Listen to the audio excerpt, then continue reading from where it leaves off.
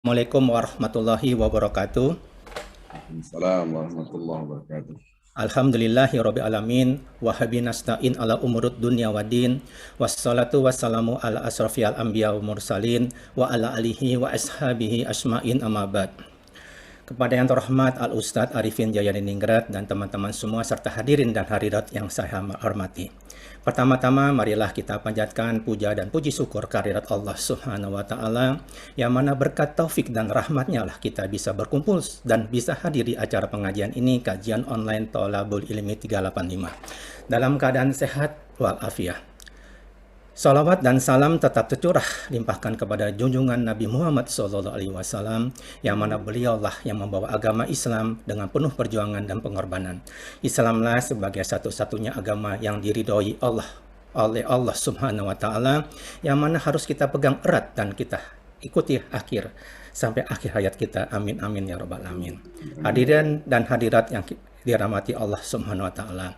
Pada hari ini alhamdulillah majelis kita akan kembali diisi oleh Al-Ustadz Arifin Jayaningrat. Beliau adalah seorang intelektual dan dai yang telah mengajar dan berdakwah sampai ke muslimin Amerika Serikat dan Kanada, menyampaikan syiar Islam di komunitas Islam di sana.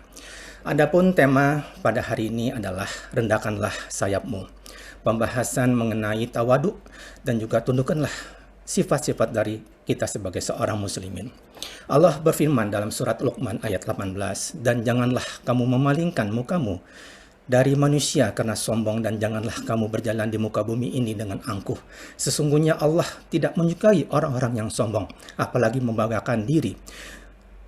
Allah juga berfirman dalam surat Al-Hijr di akhir ayat 88, dan berendah hatilah engkau terhadap orang yang beriman.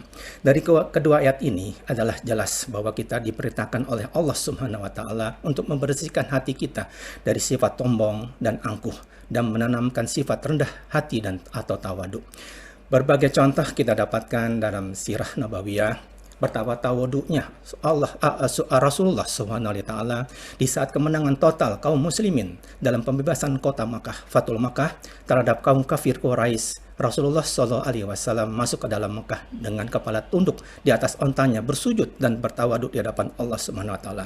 Karena Rasulullah juga pernah menyampaikan kepada seorang sahabat, dan sahabat itu menangis dia. Jangan sampai di hati kita ada sebuah biji atau merasa mulia, merasa sombong, karena akan dimasukkan dalam neraka jahanam. Dalam kehidupan modern, materialistis dewasa ini sepertinya menjadi sulit bagi seorang muslimin untuk merendahkan sayapnya, apalagi dengan adanya sosmed di mana banyak sekali orang memamerkan harta, tahta, keduniawan, dan juga merasa mulia di hadapan teman-teman yang lain, merasa mulia dalam muslimin. Dan bagaimana cara kita bertawaduk dan merendahkan sayap kita dalam kehidupan dewasa ini? Marilah kita dengarkan siraman rohani baik dalam mengkaji sebuah Al-Quran dan hadis dan juga dari Riyadhus Shalihin bersama Al-Ustadz Arifin Jayaningrat pada hari ini. Kepada Al-Ustadz dipersilakan dengan segala hormat. A'udzu billahi minasyaitonir rajim. Bismillahirrahmanirrahim. Assalamualaikum warahmatullahi wabarakatuh. Waalaikumsalam. Assalamualaikum warahmatullahi wabarakatuh. Alhamdulillahi rabbil alamin. Hamdan katsiran tayyiban mubarakan fihi, mil'a samawati wa mil'al ard. Alhamdulillahi rabbil alamin. Adada khalqihi wa ridha nafsi wa zinata 'arsyi wa midada kalimati. Alhamdulillahi rabbil alamin. عدد ما خلقت ورزقت وحييت إلى يوم تبعث من أفنيت. الحمد لله رب العالمين عدد ما خلق الله في السماء، والحمد لله رب العالمين عدد ما خلق الله في الأرض، والحمد لله رب العالمين عدد ما بين ذلك، والحمد لله رب العالمين عدد ما هو خالق. أشهد أن لا إله إلا الله وأشهد أن محمدا عبده ورسوله. عليها نحيا وعليها نموت وفي سبيلها نجاهد وعليها نلقى الله. اللهم صل وسلم وبارك على رسولك الكريم حبيبنا المصطفى سيدنا محمد صلى الله عليه وسلم وعلى آله وأصحابه ومن تبعهم بإحسان إلى يوم الدين. كما صليت وباركت ورحمت على خليلك ونبيك إمام الناس سيدنا إبراهيم وعلى آله في العالمين إنك حميد مجيد. أعوذ بالله من الشيطان الرجيم. بسم الله الرحمن الرحيم. وصينا الإنسان بوالديه حملته أمه وهنا على وهن وفصاله في عامين أن اشكر لي ولوالديك إلي المصير وإن جاهداك على أن تشرك بي ما ليس لك بعلم فلا تطيعهما وصاحبهما في الدنيا معروفا واتبع سبيل من أناب إلي ثم إلي مرجعكم فأنبئكم بما كنتم تعملون يا بني إنها إن تكن مثقال حبة من خردل تكن في صخرة أو في السماوات أو في الأرض يأتي به الله إن الله لطيف خبير يا بني أقم الصلاة وأمر بالمعروف وانهى عن المنكر واصبر على ما أصابك إن ذلك من عزم الأمور ولا تصعر خدك للناس ولا تمشي في الأرض مرخا إن الله لا يحب كل مختال فخور. Sadaqallahul Azim. Bapak Ibu yang cinta Allah Subhanahu wa taala, alhamdulillah kita bersyukur tidak ada setitik pujian yang kita miliki setitik pun tidak ada. Ketika kita ucapkan alhamdulillah, alhamdulillah, alhamdulillah, alhamdulillah ya Rabb. Semua pujian milik Engkau, tidak ada setitik pujian yang aku miliki. Maka kita menjadi orang yang tawadhu. Kita merendahkan sayap kita. Ini istilah sayap adalah istilah Al-Qur'anul Karim. Istilahnya. Kata-kata sayap adalah istilah Al-Quran. Maka redaksi kata-kata sayap adalah istilah karena menunjukkan kegagahan. Kalau burung itu menunjukkan kegagahan di kepakan sayapnya, menunjukkan kegagahan. Nah, kita disuruh merendahkan sayap, maksudnya adalah merendahkan hati. Subhanallah. Ketika kita ucapkan alhamdulillah, segala puji bagi Allah bukan hanya dalam lisan lafzan, dan juga hanya pemahaman segala puji bagi Allah ma'nan, tapi bagaimana kita bisa menghayati, memahami di dalam hati kita memang tidak ada setitik pujian yang kita miliki, seluruh pujian milik Allah. Maka dia berjalan di muka bumi tidak dengan kesombongan. Wala tamshi fil ardi maraha, janganlah Anda berjalan dengan penuh keangkuhan kesombongan di muka bumi. Innallaha la yuhibbu kulla mukhtalin fakhur. Allah tidak suka, berarti benci, orang yang suka membanggakan siapa saya. Jujur, ketika saya mendapatkan amanat dari Pak Itang untuk memberikan ini langsung, saya menitikkan air mata, sedih ya Allah. Pertama, kita rendahkan hati kita kepada kedua orang tua kita. Tidak boleh kita depan orang tua kita menunjukkan siapa saya. Yang kedua, kita merendahkan hati kita di hadapan orang-orang yang beriman. Subhanallah. Maka jangan sampai wala tusa'ir khaddaka linnas. Jangan Anda palingkan wajah kamu karena kesombongan. Hari ini kita akan kupas tentang tawadhu'. Allahu Akbar. Salam dan selawat selalu kita junjungkan pada Nabi Muhammad SAW beserta keluarga dan para sahabatnya, sebagaimana Allah Subhanahu wa taala memberikan salam dan salawat kepada Nabi Ibrahim alaihissalam. Subhanallah. Mudah-mudahan kita termasuk hamba-hamba Allah yang selalu mengikuti sunnah-sunnah Rasulullah Sallallahu Alaihi Wasallam.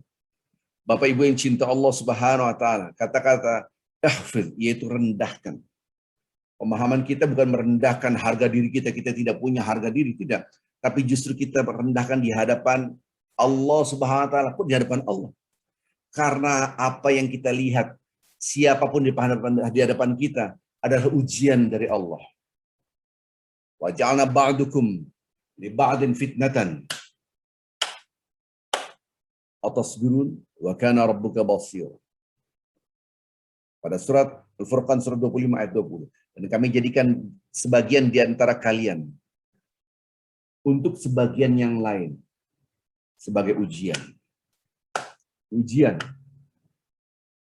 Jadi ketika kita menghadap siapapun adalah ujian. Atasbirun, mampukah Anda bersabar? Atasbirun, mampukah Anda bersabar? Kata-kata bersabar ini tidak akan terbangun dalam diri kita, karakter sabar. Kecuali kita merasakan bersama Allah, dilihat oleh Allah, dan mengharapkan apa yang dijanjikan oleh Allah Azza wa Jalla. Kita bab khusus nanti kita bahas itu insya Allah. Ya.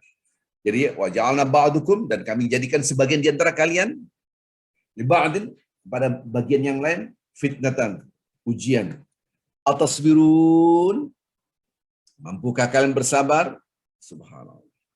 Wa kana rabbuka basir, Dan Allah mengetahui, malahan lihat sekecil apapun Allah Maha mengetahui. Allahumma shalli ala sayyidina Muhammad. Ketika kita dilihat oleh Allah, kita dilihat oleh Allah, merasakan Allah melihat kita, Allah Akbar. Di sini kita berperilaku untuk merendahkan hati kita. Yang menunjukkan who am I, siapa saya. Bapak Ibu yang cinta Allah Subhanahu wa taala, betapa banyak kita kurang memahami, menghayati kata-kata alhamdulillah. Sekarang saya berikan gambaran yang sangat sederhana sekali. Sederhana karena dalam kehidupan kita sehari-hari kita sudah mengatakan alhamdulillah, tapi kenapa tidak terjadi orang-orang yang mengucapkan alhamdulillah itu orang yang rendah hati. Padahal redaksi Al-Quran, wahfadz janahaka lil mu'minin. Rendahkan hati Anda di hadapan orang-orang yang beriman. Ini surah Al-Hijr yang tadi dibacakan oleh Pak Itang. Surat 15 ayat 88. Subhanallah. Lihat redaksi Al-Quran. Wahfidz, ini perintah. Rendahkan. Janahak, yaitu sayap kalian. Maksudnya merendahkan hati. Lil mu'minin. Untuk orang-orang beriman.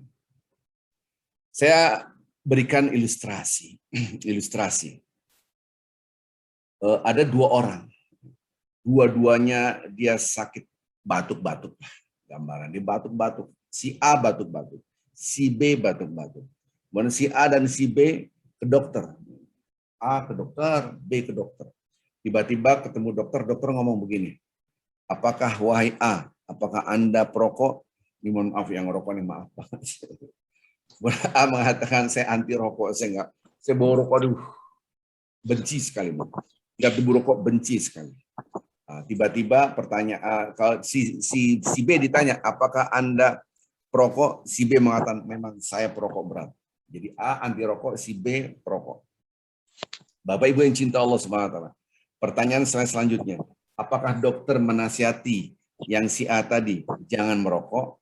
Sebuah pertanyaan. Atau nasihat itu cocoknya untuk si B, jangan merokok. Ini ilustrasi yang ngajak kita berpikir supaya kita mengerti, supaya kita bisa mendiagnosa diri kita.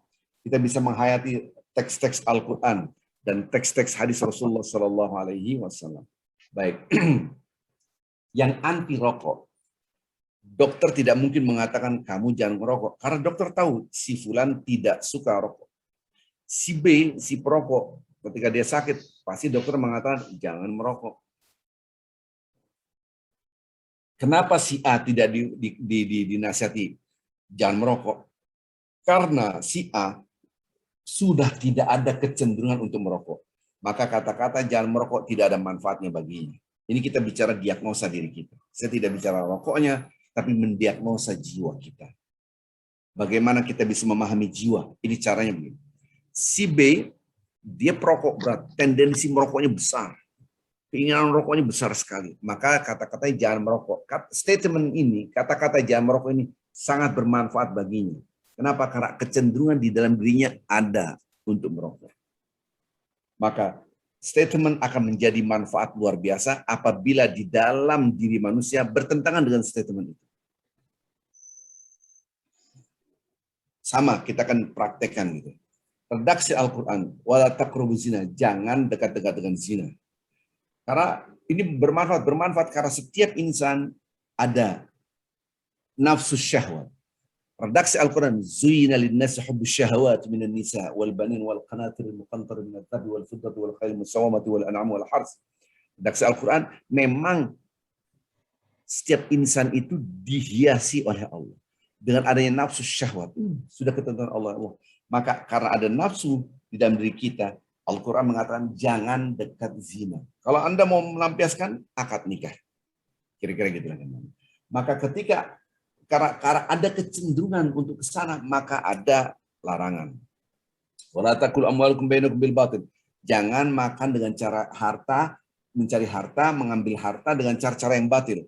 Kenapa? Karena di dalam diri manusia yuhibbunal mala hubban jamma. Dalam hati redaksi Al-Quran digambarkan bahwa manusia kecenderungan untuk mencintai harta luar biasa. Maka banyak orang yang mengejar harta dengan cara-cara yang tidak baik.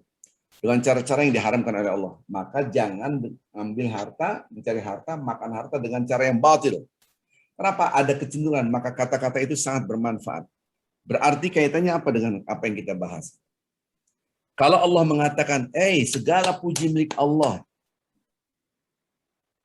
Mohon maaf, jangan salah paham, please jangan salah paham. Kata-kata alhamdulillah itu tidak ada manfaatnya sama sekali. Sia-sia. Kok gitu?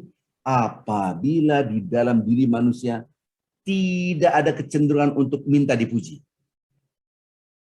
Realitanya di dalam diri manusia haus akan dipuji, haus pujian, haus sanjungan, ingin dipuji. Maka diingatkan oleh Allah, segala puji milik Allah. Maka kata-kata alhamdulillah luar biasa membangun akhlak kita. Tapi kebanyakan orang alhamdulillah tidak memahami dengan melihat kecenderungan yang ada di dalam diri kita. Kita kadang-kadang ada orang yang gampang marah, tersinggung, baper, ngambek, hanya gara-gara tersinggung saja. Ini menunjukkan bahwasanya segala puji milik aku. Memang aku patut dipuji. Orang akan tersinggung, gampang marah. Biasanya orang-orang seperti ini orang yang sakit. Kenapa? Karena hatinya kotor. Karena merasa dia dipuji. Dia susah untuk merendahkan hatinya. Saya ulangi lagi, bapak-bapak, ibu yang cinta Allah SWT. Si ayat anti rokok tidak mungkin dikatakan, jangan merokok. Kenapa? Tidak ada kecenderungan untuk merokok. Maka kata-kata itu sia-sia, tidak ada manfaatnya. Tapi kata-kata jangan merokok itu luar biasa manfaat. Bagi apa? Bagi yang ada kecenderungan untuk merokok. Jangan merokok. Oh iya benar ya. Mau merokok lagi, jangan merokok. Kira-kira gitu. Anak kita rajin belajar. Bahkan dia cenderung untuk main, malas untuk main apa enggak. Itu hobinya belajar. Tidak mungkin kita katakan, jangan main gitar, jangan main musik, jangan. Orang dia lagi belajar.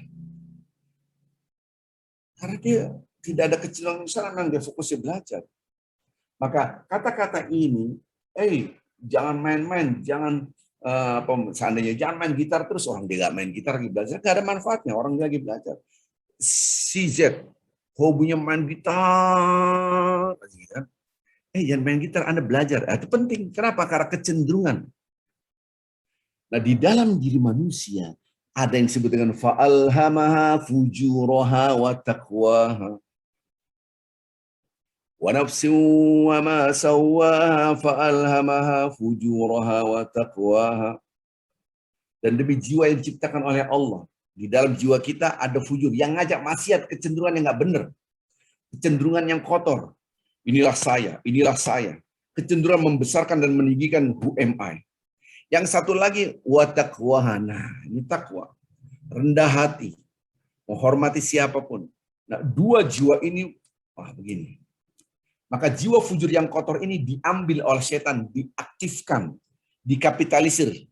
Redaksi Al-Quran yang disebut dengan nasibam mafruḍa, ini jatahnya setan di dalam diri kita, diaktifkan sehingga dia takabur, siapa saya. Maka diingatkan, alhamdulillah. Diulang-ulang kita. Bertasbih 33 kali, bertahmid 33 kali, bertakbir 33 kali. Allah Akbar, Allah yang maha besar, saya kecil. Tapi kebanyakan orang, inilah saya. Astagfirullahaladzim. Bagaimana kita bisa memahami kata-kata alhamdulillah kalau tidak menyadari di dalam diri kita haus dipuji manusia. Padahal segala puji milik Allah. Bagaimana bisa menghayati kata-kata alhamdulillah kalau kita tidak bisa mendiagnosa di dalam diri kita ada yang sangat kotor, yaitu mengajak diri kita untuk menunjukkan siapa saya. Ini yang harus kita pahami. Bapak Ibu yang cinta Allah Subhanahu wa taala.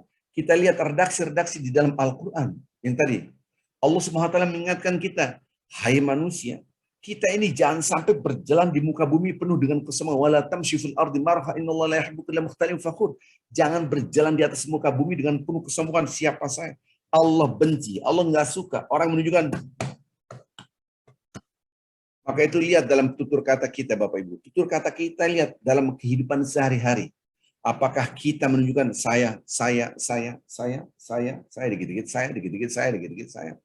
Kebanyakan orang lupa. Maka itu redaksi ini, ketika redaksi berbicara tentang wala tusari, yaitu surat Luqman, ini surat Luqman ayat 18, yaitu surat 31, bisa dicatat 31:18, jangan Anda gitu kan. Wala tusar khaddak linnas. Siapa sih dia? Siapa dia? Ini kata wala tusar khaddak linnas. Wala tamshi fil ardi marha. Jangan Anda berjalan di muka bumi dengan penuh kesombongan. Innallaha la yuhibbu kulla mukhtalin fakhur. Allah enggak suka membangga-banggakan siapa saya. Lihat, waqsid fi masyika. Berjalan kita di muka bumi penuh dengan kesederhanaan. Jangan menunjukkan who am I. Kebanyakan kita berjalan di muka bumi dengan perhiasannya. Persis apa yang diceritakan oleh Allah SWT di dalam Al-Quran dan surat Az-Zumar, yaitu Qarun, surat Al-Qasas tentang Qarun. Nah, dalam surat Luqman, surat 31 ayat 18 dikatakan, jangan Anda palingkan pipi Anda terhadap manusia. Maksudnya adalah sombong. Yang kedua, jangan berjalan di muka bumi penuh dengan kesombongan. Allah nggak suka orang yang membanggakan. Tiba-tiba Allah mengatakan, waqsid. Berjalanlah penuh dengan kesederhanaan. Zaman sekarang, mohon maaf sekali, jangan salah paham ya. Waqsid fi masyika. Kalau jalan penuh dengan kerendah hati. Zaman sekarang, dengan dia membanggakan dengan kendaraan-kendaraannya. Saya juga baru tahu ada motor harganya miliaran. Motor, kena hujan, kena debu pakai miliaran. Baru saya ingat ayat ini. Waqsid fi masyika. Sederhanakanlah Anda dalam berjalan.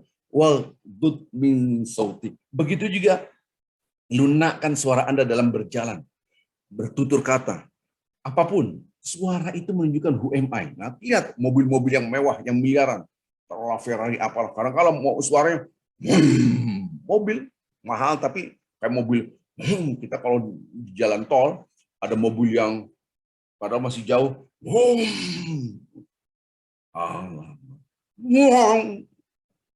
Itu bertentangan dengan Al-Quran. Al-Quran mengatakan, hey, waqsid, sederhanakan, fi masyika, dalam berjalan di muka bumi.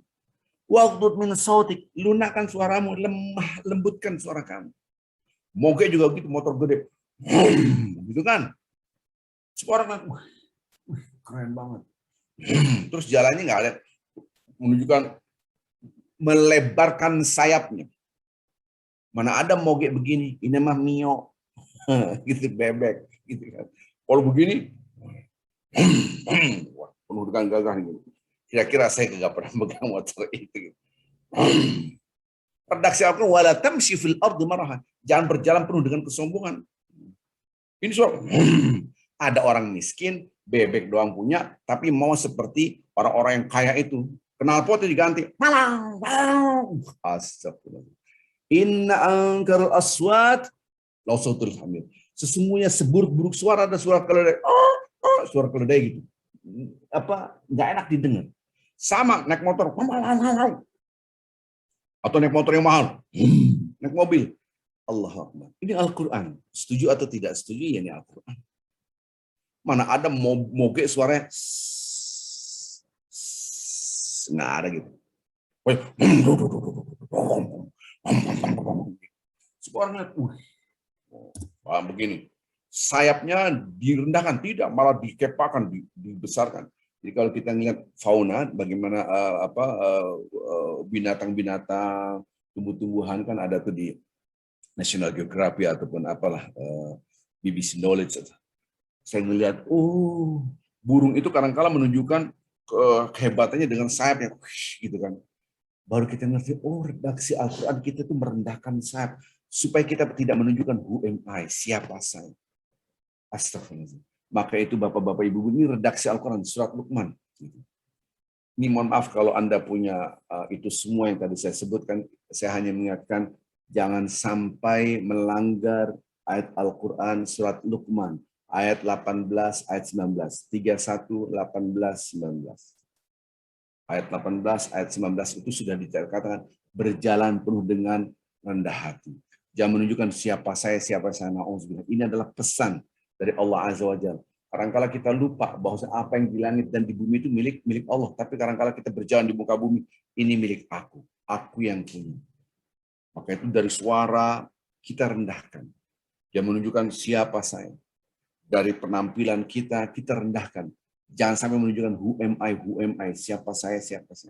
Apalagi kepada kedua orang tua. Wahfad lahuma janahul minadh-dhill. Janahul-dhilli minar rahmah. Wahfad, rendahkan lahuma untuk kedua orang tua kita, bapak ibu kita, Janahadzul, yaitu sayap yang menunjukkan kita itu rendah di hadapan mereka dan penuh dengan kasih sayang. Maka itu saya bilang, ya Allah. Jadi ketika saya membahas ini, langsung berlinang air mata, ingat kedua orang tua. Jangan sampai kita mengatakan kata-kata yang menyakitkan orang tua. Wala taqul lahum uffin, nggak ngomong aja jangan. Karena apa? Astagfirullahaladzim. Karena akan diazab oleh Allah. Langit dan bumi serta isinya tidak suka dengan orang yang durhaka menghadap kedua orang tua. Wa qadara rabbuka alla ta'budu illa iyyah. Dan Allah sudah menentukan jangan sampai menyembah selain Allah. Wa bil walidaini ihsana, kita berbuat baik kepada kedua orang tua. Nah, kalau sudah tua, halo. Jadi kalau sudah tua, kita jangan sampai menunjukkan who am I. Kita rendahkan. Sampai kata-kata wala taqul lahum uffin, jangan ngomong aja kagak boleh. Subhanallah, Bapak Ibu yang cinta Allah Subhanahu wa taala. Mari kita memahami kata-kata ini. Sekarang saya akan lompat, yaitu makhluk Allah yang diciptakan oleh Allah, yaitu manusia. Dan makhluk Allah yang pertama kali dikeluarkan dari surga, yaitu iblis, syaitan. Ini yang harus kita pahami dengan dalam, Bapak-Bapak. Sehingga kita mengerti kata-kata takabur itu apa, kata-kata tawadhu itu apa. Nanti Bapak-Bapak Ibu, kita sering mendengarkan kisah Nabi Adam alaihissalam. Ketika Allah Subhanahu wa taala mengatakan, semuanya usjudu li Adam, sujudlah kalian kepada Adam. Fasajadu illa iblis aba wastakbar. Semua sujud kepada Nabi Adam, maksudnya menghormat, bukan sujud mengkultuskan. Semua sujud maksudnya menghormati Nabi Adam. Kecuali iblis. Dia tolak. Aba wastakbar, menunjukkan siapa saya, merasa besar. Ini Al-Qur'anul Karim. Subhanallah. Saya baru teringat ketika saya melihat ayat Al-Quran, ya Allah, astagfirullahaladzim. Bagaimana makhluk yang begitu lama di dalam surga, tapi Allah SWT murka. Kenapa? Hanya karena dia menunjukkan siapa saya. Tahu dari mana? Al-Quran. Ketika setan iblis itu tidak taat kepada Allah Azza wa Jalla, ditanya, ma manaka alla tasjuda id amartuka. Apa yang menyebabkan kamu tidak sujud ketika aku suruh? Ini kata-kata ini dari Allah Azza wa Jalla. Apakah mana'aka? Apakah yang menahan Anda tidak sujud ketika aku suruh? Maksud sujud ini menghormati, merendahkan Anda di hadapan ciptaan Allah. Ini perintah dari siapa? Dari Allah Azza wa Jalla. Bapak-bapak Ibu, coba dilihat surat Al-A'raf, surat ke-7 ayat 12. Kalau kita lihat surat Al-A'raf ayat 12 ini, Allah berkata kepada iblis, faktor apa yang menyebabkan Anda terhalang atau yang menghalangi Anda untuk sujud ketika aku suruh? Pertanyaannya pertama adalah, kok Allah nanya? Kan Allah tahu. Kenapa Allah bertanya? Karena sesungguhnya Allah maha tahu tanpa bertanya. Kalau kita yang nanya, ini menunjukkan kita tidak tahu. Anda dari mana, tinggalnya di mana? Oh, saya tinggalnya di Depok. Anda, oh saya tinggalnya di Bandung. Anda, oh saya... Wajar bertanya. Nah, kalau kita nanya sama tetangganya, tetangga kita, ente tinggal di mana rumahnya? Paling diketawa. Orang kita tetanggaan pakai nanya. Maka bertanya itu berangkatnya dari tidak tahu. Nah, Allah SWT bertanya, apakah yang menghalangi Anda sehingga Anda tidak sujud ketika aku suruh? Loh, kok Allah nanya? Maksudnya adalah ini adalah hudan. Petunjuk buat kita semua. Buat orang-orang yang bertakwa. Dialog ini adalah petunjuk. Hai manusia, seakan-akan Allah ngomong begitu. Aku yang maha tahu berdialog dengan iblis, bayangkan. Nanya. Subhanallah. Aku yang maha kuasa, maha memaksa, maha segalanya. Bertanya sama iblis. Ini iblis yang nista. Ini syaitan yang nista. Allah yang maha suci, yang maha tinggi, yang maha menguasai dan bertanya. Ngomong. Kenapa engkau tidak sujud ketika aku suruh? Allah, petunjuk buat kita. Kadang-kala kita kepada anak kita pun, Bapak, saya Bapak, abang, nggak ada dialog. Berarti kata-kata ini menunjukkan kita harus rendah hati. Kita menunjukkan bahwasanya, nak kenapa kamu ngomong baik? Tutur kata baik kepada istri kita, kepada anak kita, ada apa? Ngobrol. Apakah Anda lebih hebat daripada Tuhan dan anak Anda lebih nista daripada iblis? Kan tidak. Kata Allah, aku saja berdialog dengan iblis yang maha kuasa, maha mengetahui. Masa manusia tidak mau melakukan apa yang aku lakukan? Seakan-akan. Maka kata-kata, kenapa engkau tidak sujud? Itulah petunjuk, hudan, petunjuk buat kita. Apa kata-kata iblis? Aku khairum minhu. Aku lebih baik daripada Adam ini, manusia. Khalaqtani min nar wa khalaqtahu min tin. Engkau ciptakan ya Allah, engkau ciptakan engkau ciptakan aku. Khalaqtani min nar, aku diciptakan dari api. Dia siapa sih? Wa khalaqtahu min tin. Engkau ciptakan manusia ini dari tanah, aku api. Bayangkan iblis betapa sombongnya menunjukkan siapa saya. Udah gitu dia kan senior. Ini orang baru diciptakan di surga. Saya sudah lama di sini. Ini anak baru dari tanah. Saya udah senior dari api, kerenan saya. Astagfirullah. Coba ketika kita menunjukkan siapa saya, lebih senior, lebih pinter, lebih apapun namanya. Itu kata-kata iblis. Inilah yang menyebabkan dia terlempar dari rahmat Allah, yaitu surga. Menunjukkan who am I, siapa saya. Coba kalau ada orang ngomong dikit-dikit saya. Ini yang berbahaya sekali. Apa kata-kata Allah? Ya sudah, Anda keluar dari surga. Qala fahbit minha. Anda keluar. Turun dari surga. Fa yaqulu anta takabbar. Kenapa engkau menunjukkan kamu besar? Kamu takabur itu menunjukkan Anda besar. Fakhruj innaka minas saghirin. Keluar kamu, semuanya engkau itu kecil. Jadi orang yang merasa besar tinggi, menunjukkan sayapnya, sesungguhnya dikecilkan oleh Allah. Kata-kata saghirin itu kecil. Hina artinya. Fahbit minha fama yakunu laka an tatakabbaru fiha. Kenapa engkau menunjukkan siapa saya takabur? Ingat, fakhruj, Anda keluar dari surga. Innaka minas saghir. Sesungguhnya engkau adalah kecil, amat hina. Jadi orang itu mulia di mata Allah kalau kita merendahkan hati. Orang itu takabur, maka dihinakan oleh Allah Azza wa Jalla. Lihat redaksi Al-Quran, Bapak-bapak Ibu, engkau telah ciptakan dari api. Kita kalau zaman dahulu ada gretan gitu. Korek-korek api. Ada pentulnya di sini. Kita gini. Tentu pentulnya ditaruh di bawah. Api. Karena api itu ke atas. Dia makan kayu supaya tetap nyala. Nah, kalau diginiin pentulnya di atas, pentulnya di atas, ya cepat mati dia. Karena nggak ada yang dimakan. Nggak ada yang dimakan. Api nggak makan apaan, habis. Malah cepat mati. Tapi kalau pentulnya di bawah gini, dia makan kayu yang ada di sini. Pasti gitu. Bapak-bapak Ibu pada ngerti lah. Kecuali anak-anak zaman sekarang mereka pakai gas gitu kan. Jarang pakai pentul-pentul gitu. Ini kan zaman dahulu.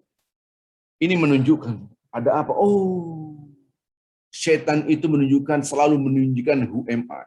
Tinggi, siapa saya. Hobinya itu menunjukkan siapa saya. Dia tinggi, meninggikan dirinya, tidak merendahkan. Sementara manusia diciptakan dari tanah. Ada manusia-manusia yang rendah hati.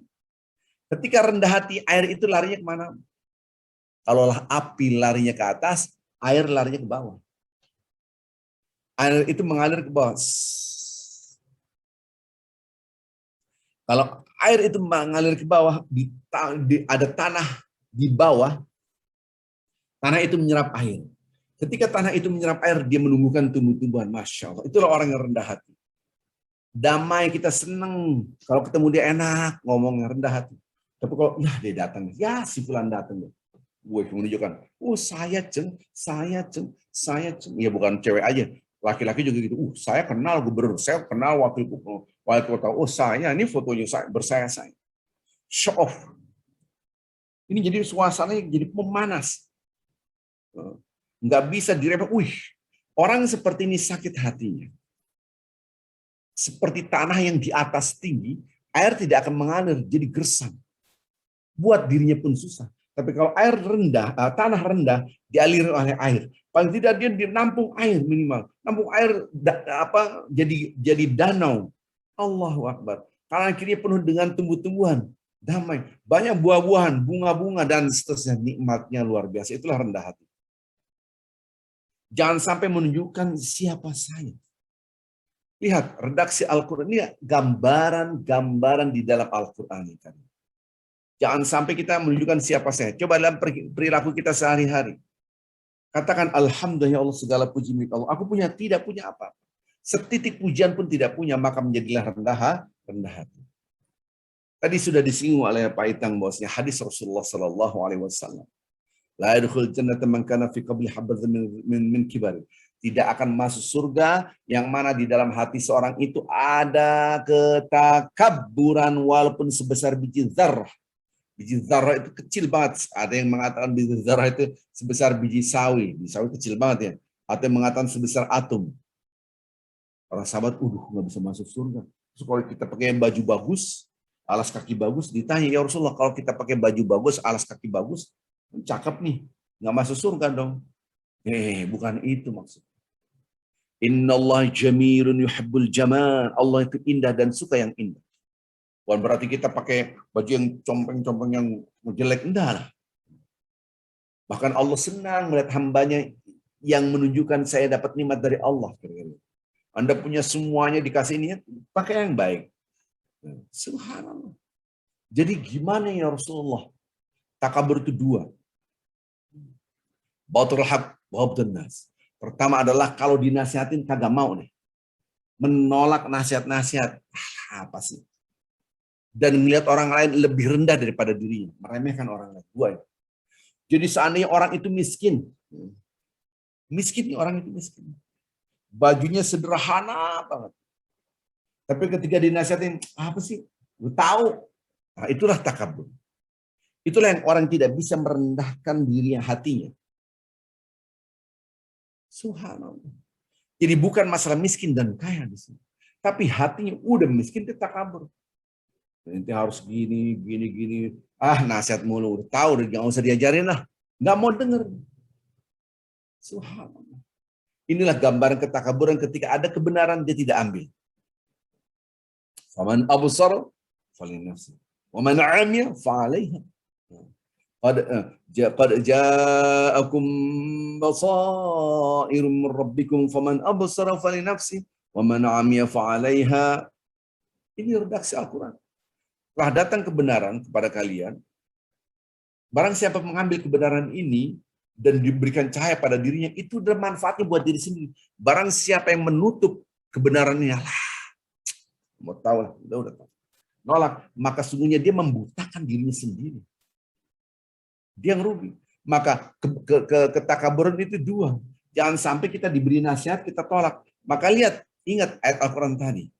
Kalau ada tanah, dia ada air, kemudian dia nolak, nggak bisa nyerap, ini seperti batu. Maka redaksi seperti batu itu dipakai oleh Al-Quran. Mereka kal hijarah au asyaddu qaswah.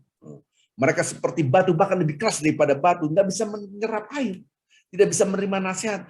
Kita ini termasuk tanah yang gembur mendapatkan nasihat, yang rendah hati, ataupun menunjukkan tanah yang keras.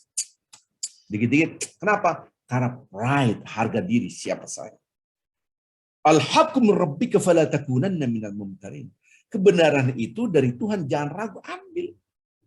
Walaupun yang menyampaikan anak kita, walaupun yang menyampaikan itu orang miskin, walaupun yang menyampaikan itu lebih rendah daripada kita, secara harta mungkin dia lebih miskin, kita lebih banyak, tapi itu benar, ambil, karena kebenaran itu dari Allah, bukan kebetulan melalui mulut anak kita, kebetulan melalui orang yang tadi di bawah kita secara harta mungkin.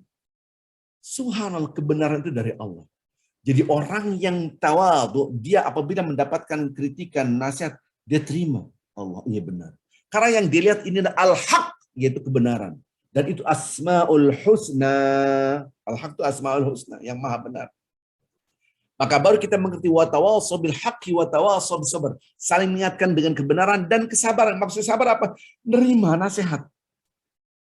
Subhanallah. Bapak-bapak ibu yang tercinta, yang cinta Allah Subhanahu wa taala, sekarang kita kumpul di Zoom ini. Kita kumpul di Zoom ini menunjukkan Anda tawadhu. Kok tahu dari mana Ustaz? Karena yang kumpul di sini dia ingin mendengarkan ceramah. Berarti dia seperti tanah yang gembur, dia mau menyerap nasihat-nasihat. Ad-dinu nasihatun. Rasulullah SAW mengatakan, agama adalah nasihat. Sejauh mana kita menerima nasihat, disitulah agama kita semakin baik. Ad-dinu nasihatun.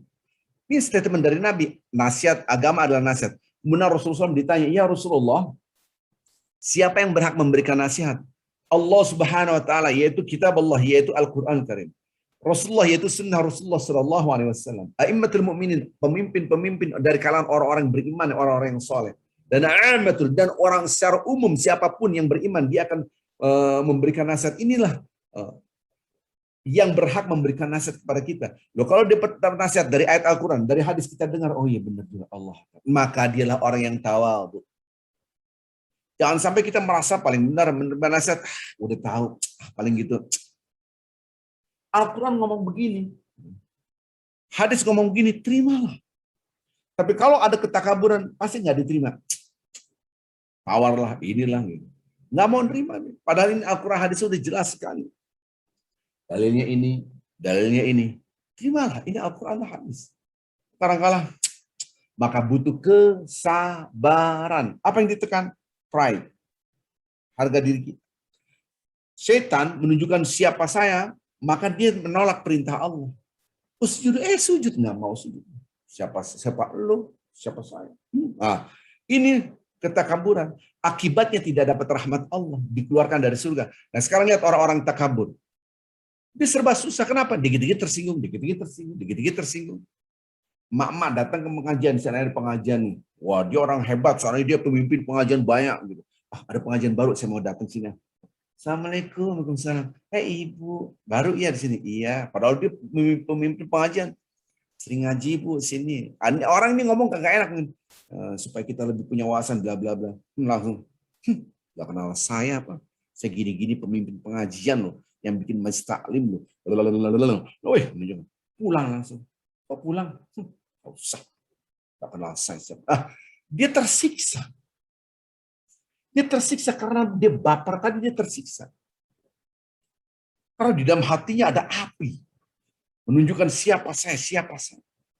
Maka mengukur kita itu sudah merendahkan hati kita, kita nerima nasihat enggak? Subhan. Maka itu watawasau bil haq, untuk dapat hak, watawasau bis sabr, harus sabar itu menekan. Arifin enggak boleh begini, oh ya terima kasih ya. Begitu. Ada yang dinasihati dia ngamuk. Padahal itu nasihat itu baik.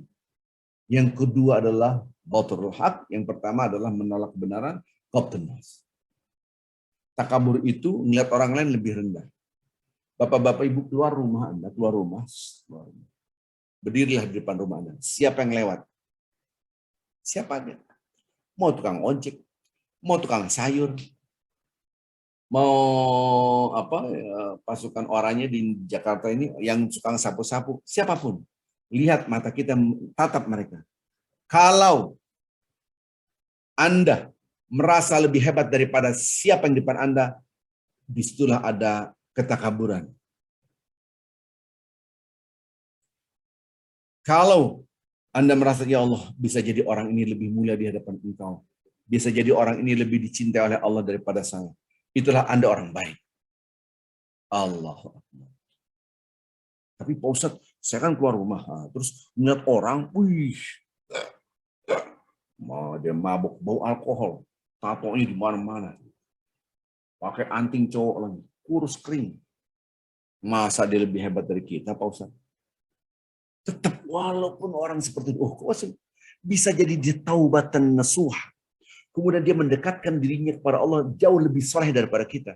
Kemudian dia wafat, kita wafat, ternyata dia surganya di atas kita, kita tidak tahu.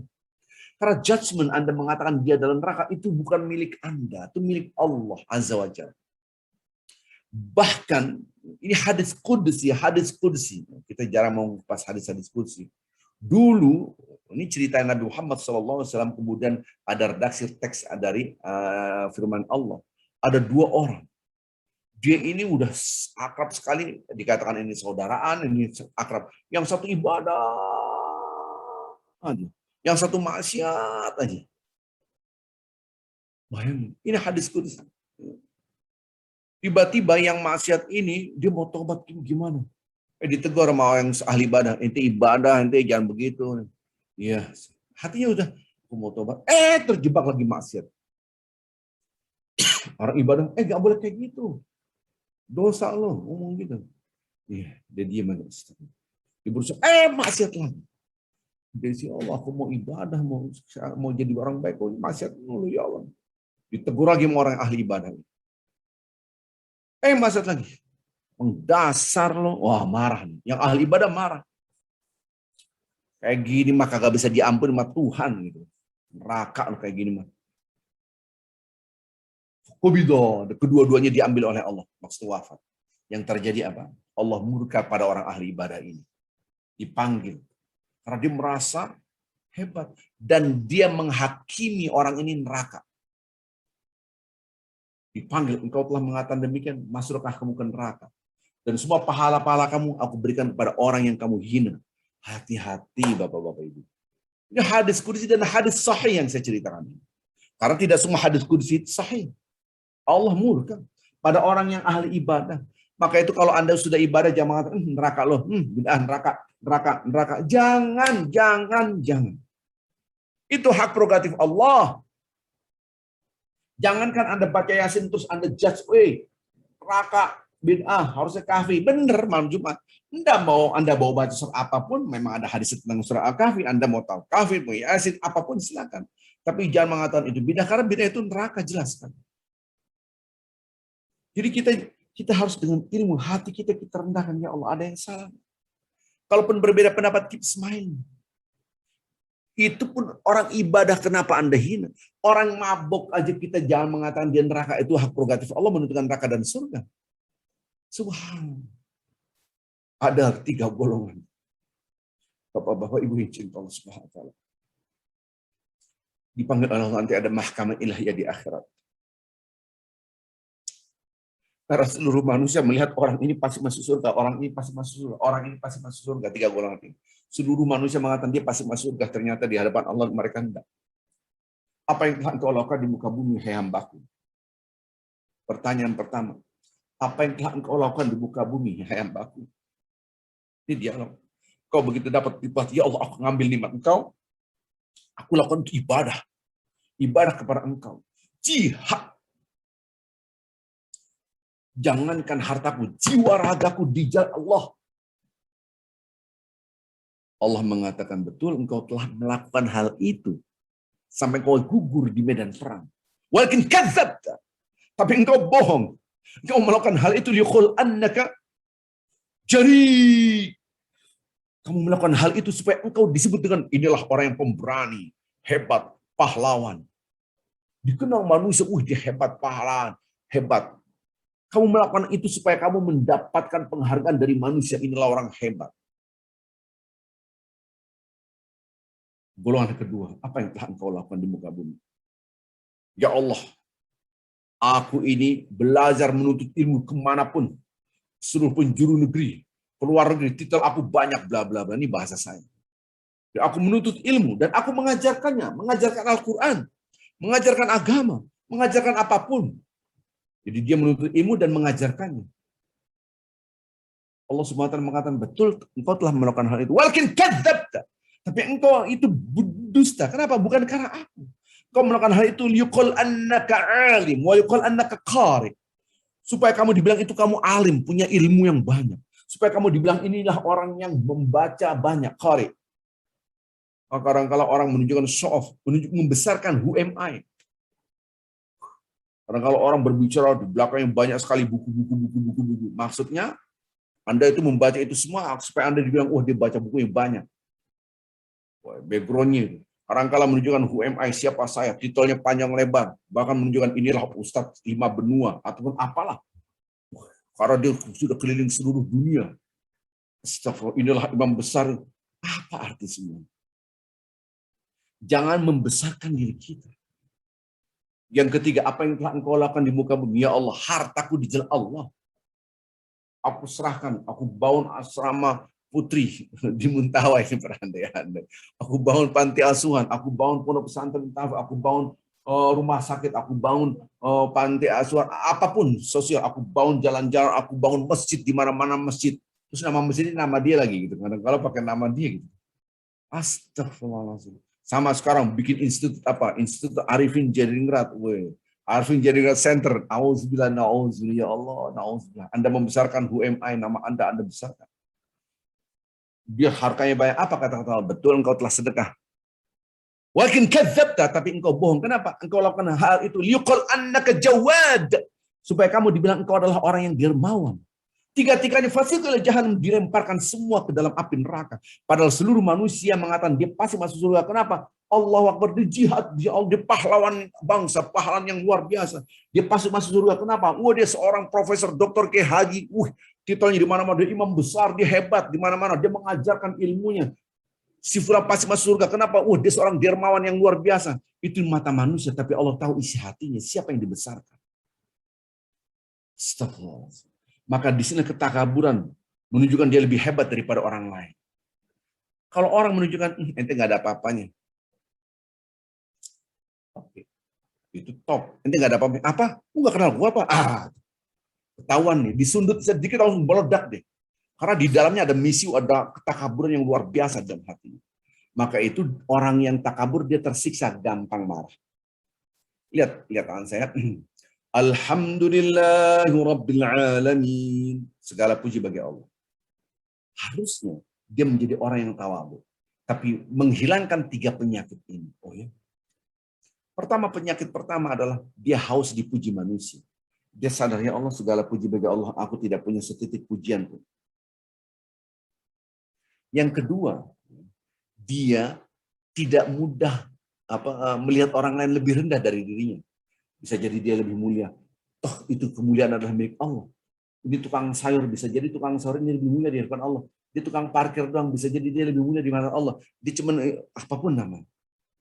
Maka dia selalu menghormat orang lain. Dia tidak menunjukkan huema, tidak menepuk dada. Yang ketiga, penyakit baperan.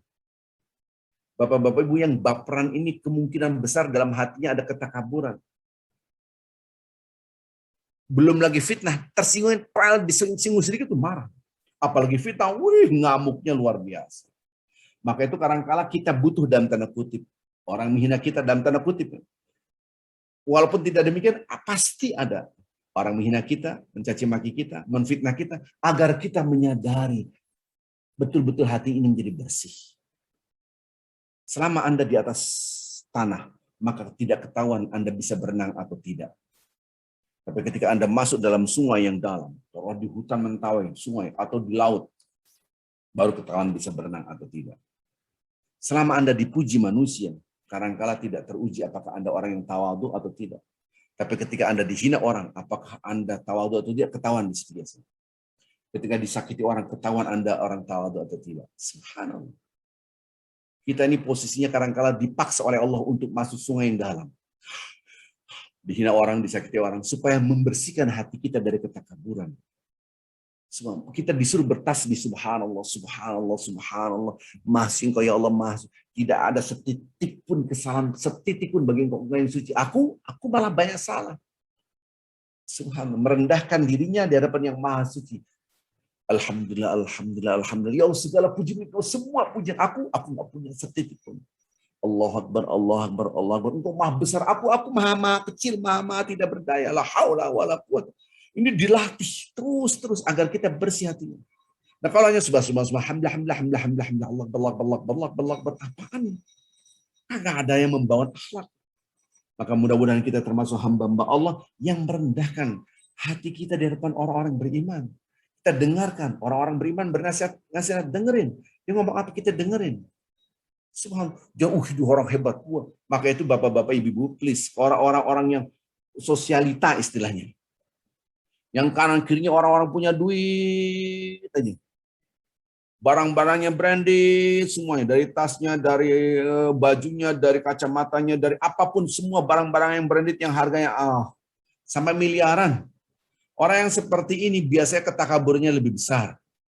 Maka jangan sampai kita silau dengan kenikmatan dunia wala tamudanna ainaik. Jangan sampai kedua mata engkau memandang ila ma mata'na bihi azwajan minhun. Jangan sampai kita melihat orang-orang yang punya keren banget ya, keren banget. Lama-lama kita akhir takabur. Ini redaksi surah Al-Hijr tadi disebutkan surah Al-Hijr. Kemudian wala tahzan alaihim. Udah, enggak usah pikiran mereka, jangan bersedih terhadap orang-orang kafir yang menghina Anda, mencaci maki Anda. Udah biarin aja. Wahfad janahaka lil mu'minin. Anda rendahkan hati Anda bergabung dengan orang-orang beriman. Maka itu bapak-bapak, ibu-ibu yang jarang bertemu dengan orang susah, please Tempa hati kita duduk sama orang yang duafa, yang jarang bertemu dengan orang yatim. Ayo ikut saya, tempat anak yatim duduk bareng, makan bareng, apa yang mereka duduk bareng dengan mereka. Oke, dengan orang-orang yang fuqara, orang-orang mu'alaf yang fakir miskin banyak banget di dalaman. Ayo duduk lihat mereka. Boro-boro punya pakaian bagus gitu kan, yang branded. Baju aja jarang. Ini kita akan lagi ngumpulin baju dan insya Allah kita akan bawa insya Allah beberapa hari lagi ke Mentawai. Artinya apa? Ketika kita mau membersihkan hati kita, betul-betul mau merendahkan hati kita di depan orang-orang beriman, tempa dengan apa? Dengan gaul dengan orang-orang yang lemah. Nggak cukup kita hanya berzikir doang. Berzikir pun harus dengan pemahayatan. Duduk bahwa kita bersyukur, ya Allah, Alhamdulillah. Duduk bersama orang-orang yang susah. Masuk mereka, duduk dengan mereka. Kalau kita kanan kiri kita orang-orang sosial, itu orang-orang kaya aja. Ya susah gitu. Kita gampang, nggak ada apa-apanya, kayaan juga saya. Mobilnya cuma gitu doang, mobil saya keren. Kendaraan, terus, rumahnya kecil, saya rumahnya besar. Terus gitu. Ini berbahaya sekali. Mari kita tempa hati kita menjadi rendah dengan apa? Dengan berzikir, dengan melatih diri kita bergaul dengan orang-orang yang susah, kaum duafa. Kalau tidak akan terbentuk bagaimana kita bisa merendahkan hati kita di hadapan lil mu'minin, untuk orang-orang beriman. Wahfid janahak liman ittaba'aka minal mu'minin. Rendahkan hatimu dengan orang-orang yang beriman yang taat pada Allah Azza wa Jalla, yang mengikuti Nabi Muhammad SAW. Ikuti, rendahkan hati kita ini dalam surah Syu'ara. Maka itu Bapak-bapak Ibu yang jarang bertemu dengan orang miskin, yuk masuk orang rumah mereka. Duduk ngobrol, tanya apa kabar, ngobrol. Dan itu menempa hati kita luar biasa. Dahsyat. Saya nggak punya anak yatim, masuk panti-panti anak yatim. Saya masuk ke sana, kalau perlu masuk ke Mentawai, berangkat ke Mentawai. Orang-orang fakir miskin banyak banget. Anda bawa beng-beng aja berebut mereka, bawa beng-beng makanan itu. Anda bisa menitikan air mata. Allahu Akbar. Saya rasa ini saja Pak Itang, mudah-mudahan ada manfaatnya. Kita ada tanya jawab, silakan. Subhanakallah bihamdik, asyhadu an la ilaha illa anta, astaghfiruka wa atubu ilaik. Assalamualaikum warahmatullahi wabarakatuh. Waalaikumsalam warahmatullahi wabarakatuh. Alhamdulillah. Masya Allah Pak Ustadz, kajian hari ini ya sangat sekali menyentuh, dan mudah-mudahan nasihat yang kita dapatkan adalah manfaat buat diri kita semuanya, buat keluarga kita dan anak kita semua, dan juga rekan-rekan semuanya yang hadirin di sini semua. Baik teman-teman, silakan ingin bertanya, ada sesi tanya jawab sampai 10 menit sebelum jam 3. Kita persilakan yang bertanya langsung atau melalui chat. Di sini ada Mas Adi. Silakan Mas Adi. Yang udah raise. Assalamualaikum Kak Itang. Assalamualaikum Ustaz. Waalaikumsalam warahmatullahi. Iya Pak. Ini tema hari ini kan rendahkanlah sayapmu gitu. Saya teringat dengan kalam Ali bin Abi Thalib ya. Lihatlah apa yang dikatakan, jangan melihat siapa yang menyampaikan. Nah, ini mungkin bermanfaat untuk kita semua. Kadang-kadang kita hanya terpaku kepada orang yang menyampaikan, tapi bukan pada substansi yang disampaikan. Ini yang pertama ya Ustaz. Yang kedua, tadi Ustaz katakan setiap bid'ah itu masuk neraka gitu. Nah, ini kan terkait dengan definisi bid'ah itu sendiri dan cara memahami definisi itu sendiri. Karena kalau kita keliru memahami definisi itu, berarti sahabat-sahabat Rasulullah banyak yang masuk neraka nih Ustaz. Seperti Umar dengan sholat tarawih yang 20 atau 23 rakaat. Kemudian Bilal melakukan sholat sunnah wudhu setelah berwudhu. Padahal ini semua tidak diajarkan oleh Rasulullah. Mohon penjelasannya yang agak komprehensif supaya kita punya pemahaman yang benar gitu Ustaz. Terima kasih ya. Assalamualaikum. Waalaikumsalam warahmatullahi wabarakatuh. Saya jawab Pak Itang. Silakan Pak Ustadz. Alhamdulillah wassalatu wassalamu ala Rasulillah sallallahu alaihi wasallam. Pertama, unzur ma qala wa la tanzur man qala. Lihatlah apa yang dibicarakan, jangan melihat siapa yang membicarakan. Dan itu sama dengan ayat Al-Qur'an, al-haqqu min rabbika fala takunanna minal mumtarin. Kebenaran itu dari Allah, ambil, jangan sampai ragu. Jadi kalau kebenaran dari Allah, siapapun yang ngomong, ambil. Itu benar, ambil. Walaupun yang ngomong itu menurut kita nggak ada apa-apanya. Tapi ini benar. Itu betul. Jadi tadi perkataan manusia tadi sama dengan secara esensial, sama dengan apa yang dikatakan di dalam Al-Qur'anul Karim. Ya. Saya setuju. Yang kedua, lebih setuju lagi. Betul yang dikatakan Pak Ade, gitu kan, bahwasanya kullu bid'atin dhalalah, wa kullu dhalalatin finnar. Ini redaksi hadis, setiap bid'ah adalah sesat dan sesat itu menyebabkan neraka. Maka kita harus mereview, melihat ulang definisi bid'ah itu apa. Dan ini sensitif. Gitu kan. Kenapa sensitif? Karena banyak orang yang memahami bid'ah itu yang penting semua yang nggak pernah dilakukan Nabi dan bid'ah. Nah, itu pendapat mereka. Tapi saya tidak sepaham seperti itu. Maksud bid'ah itu yang baru yang bertentangan dengan Al-Quran dan hadis. Kalau tidak bertentangan nggak ada masalah. Ada yang mengatakan habis sholat salam-salaman nggak boleh, haram. Ya Allah ya Rabb. Ini karena nggak pernah dengan Nabi. Ini salah. Habis sholat jangan baca Al-Fatihah. Bid'ah kenapa? Al-Fatihah nggak ada, lihat hadisnya. Nah ini yang berbahaya sekali. Dan dia merasa lebih pintar. Apalagi judgement sampai di neraka ini berbahaya. Kenapa berbahaya? Merusak persaudaraan. Kalau beda pendapat, keep smiling, Anda beda pendapat, tapi tidak boleh ngejudge orang lain neraka. Karena judgment itu milik Allah, itu hak prerogatif Allah, bukan punya kita. Oleh karenanya kita berusaha semaksimal mungkin jauhilah dari judgment. Jauhilah kita menghakimi orang lain. Kita harus belajar lebih dalam lagi. Benar, sampai Umar bin Khattab dalam riwayat Bukhari, ni'mal bid'ah hadi. Ini kata-kata yang tadi dijelaskan tentang sholat tarawih. Ini nikmat yang luar biasa, bid'ah yang luar biasa, nikmat sekali. Bagus, dipuji. Maka yang tadi diterangkan tadi adalah kisah yang diriwayatkan oleh Bukhari. Dan itu saya setuju, sepaham. Maka itu banyak apa yang dilakukan oleh para sahabat, tapi semuanya itu tidak bertentangan dengan Al-Quran hadis. Selama tidak bertentangan dengan Al-Quran hadis, nggak ada masalah. Nah, jadi kata-kata bid'ah itu hanyalah untuk hal yang baru yang bertentangan dengan Al-Quran hadis. Karena kalau tidak semua yang tidak dilakukan oleh Nabi itu bidah, ini tidak. Tadi kan sudah dijelaskan. Seperti sholat, setiap wudu dia sholat. Sampai Nabi berdialog dengan Jibril. Lihat aja, oh ternyata teropahnya Bilal bin Rabah itu sudah sampai ke surga, sementara orangnya masih ada di dunia. Oh ternyata dia melakukan sesuatu. Padahal Nabi tidak pernah mencontohkan. Subhanallah. Dan banyak lagi hal-hal ini. Maka itu yuk belajar dengan banyak referensi. Jangan ustadznya itu aja sehingga merasakan selain ustadz ini salah. Nah ini. Akhirnya terjebaklah kita dalam ketakaburan, yaitu tidak menerima pendapat orang lain. Saya bacakan Al-Fatihah buat si fulan yang sudah wafat. Bid'ah tuh nggak ada dasarnya. Mana dasarnya? Dan dia menunjukkan tidak ada, saya tidak dapat tuh dalil-dalilnya. Kata-kata gurunya itu ditelan, diucapkan lagi pada yang lain. Tidak ada dalilnya Anda baca Al-Fatihah buat orang meninggal, tidak ada dalilnya. Saya cari nggak ada. Kata-kata itu kopas habis. Padahal dia juga nyentuh bukunya juga kagak. Nyentuh apa hadis-hadis Rasul pun tidak. Tapi dia berani mengatakan demikian. Dan seterusnya. Kalau saya ngomong ini panjang lebar ya, saya tidak akan. Yang penting Anda buka wawasan kita, belajar masih fulan, banyak guru, banyak buku. Buku jangan penerbitnya itu aja, bukunya itu jangan. Kita buka wawasan. Radio pun jangan hanya radio itu aja, TV. Buka wawasan sehingga kita punya wawasan. Oh, beda pendapat. Oh, pendapat yang mengatakan boleh. Anda membaca Al-Quran buat si fulan yang sudah wafat boleh, yang boleh. Ahmad Ibnu Hambal yang mengatakan boleh. Dan seterusnya.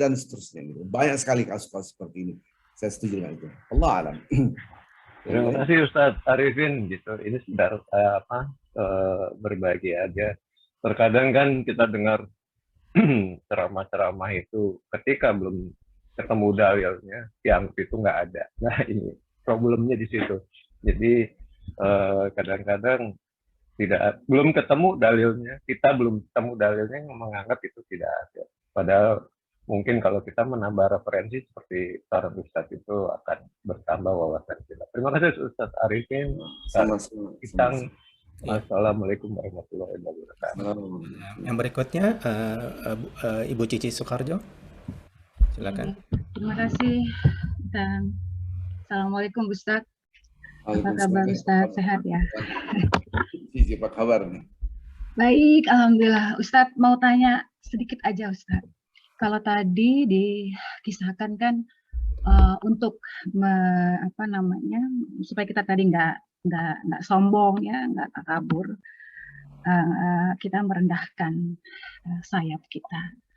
Kalau boleh tahu Ustadz, apakah salah satu untuk menjaga kita agar tidak sombong, takabur ya, dan saudara-saudaranya itu kita juga perlu menjadikan satu hobi baru, menolong orang lain atau berbuat kebajikan bagi orang lain, atau menolong orang lain itu merupakan test case aja. Jadi kalau memang perlu ditolong, kita tolong. Tapi kalau memang nggak ada yang ditolong, ya nggak usah nyari-nyari siapa yang mau ditolong gitu loh. Jadi bukan menjadikan suatu hobi. Gimana Ustaz? Atau teman-teman Ustaz? Lihat tangan saya Bapak-Bapak. Kita berbuat baik harus. Biasa sedekah harus. Berbuat sedekah oke.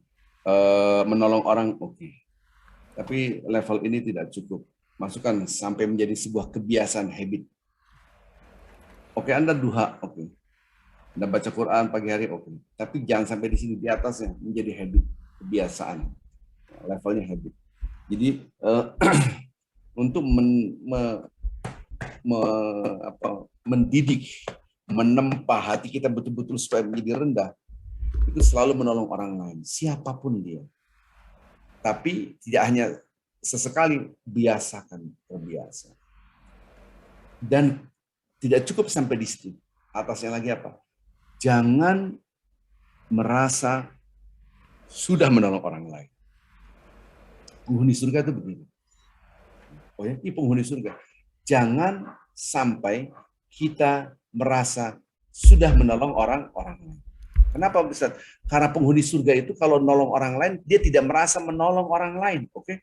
Memang itu memang kewajiban saya. Itu haknya dia gitu. Kok bisa begitu? Iya. Jadi ketika kita lihat redaksi wa fi amwalim haqqul lisa'il wal mahrum. Ini bahasa yang tinggi banget ya. Redaksi innal muttaqina fi jannatin wa uyun, orang-orang bertakwa itu di dalam surga-surga, Masya Allah. Surga-surga yang mana ada mata air mengalir di air banyak mata air. Kalau kita ngeliat mata air material, ingat surga nih. Nanti Allah apa akhirina ma'atum rabbuhum, dia merasakan semua apa yang diberikan oleh Allah nikmat. Pokoknya surga lah. Saya tidak akan bahas itu kelamaan gitu kan. Kanu, dulunya mereka di dunia satu muhsinin. Wa minal laili min qalilan ma yahjaun. Kanu qalilan minal laili ma yahjaun. Dulunya mereka selalu salat malam, jarang sekali meninggalkan salat malam. Nah, ada kata-kata nanti wa fi amwalim haqqun lisa'i wal mahrum. Ini keren banget.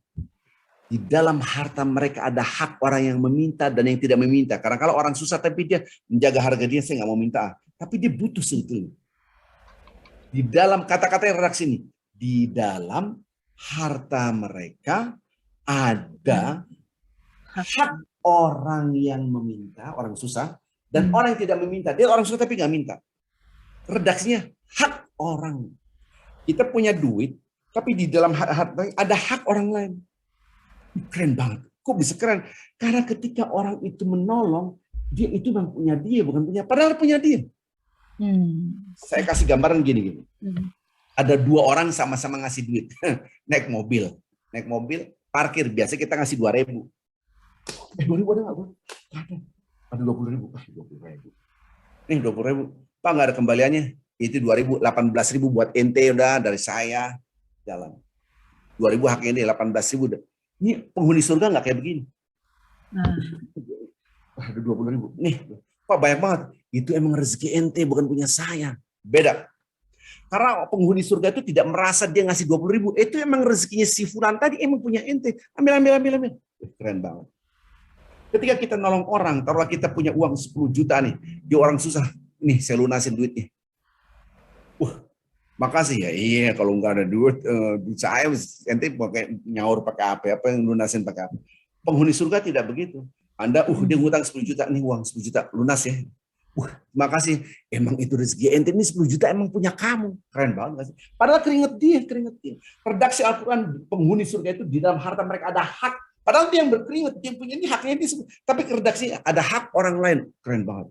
Berarti ketika kita menolong orang, jangan merasa sudah menolong, emang haknya dia gitu. Allah. Ini hanya pendekatan psikologis doang. Jiwa kita bisa ngerti, oh gitu. Allah alam. Yang lain ada nggak?